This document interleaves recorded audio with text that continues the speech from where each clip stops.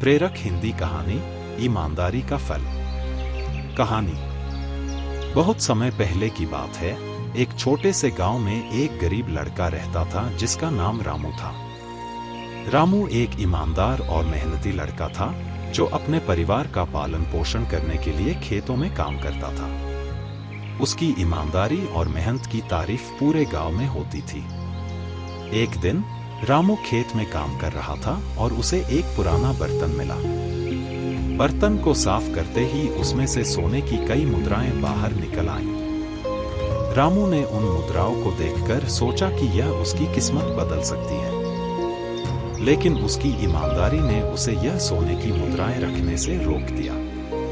उसने तय किया कि वह इन मुद्राओं को गांव के सरपंच को देगा, क्योंकि वह समझता था कि यह सभी के लिए फायदेमंद हो सकता है।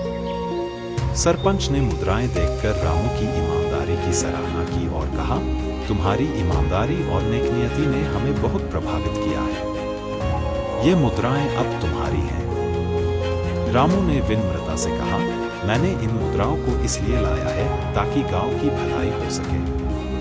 मैं इन्हें गांव के कुएं की मरम्मत और स्कूल के विकास के लिए देना चाहता हूं। सरपंच ने रामू की बात मानते हुए मुद्राएं गांव के विकास में लगाई। गांव में एक नया कुआं बनवाया गया और स्कूल का भी निर्माण हुआ। गांव की खुशहाली और समृद्धि बढ़ गई। रामू की ईमानदारी की कहानी पूरे इलाके में फैल गई और लोग उसे आदर्श मानने लगे। नैतिक शिक्षा। इस कहानी से हमें यह सीखने को मिलता है कि सच्ची ईमानदारी और नेकनियति से ही हम समाज में वास्तविक परिवर्तन ला सकते हैं।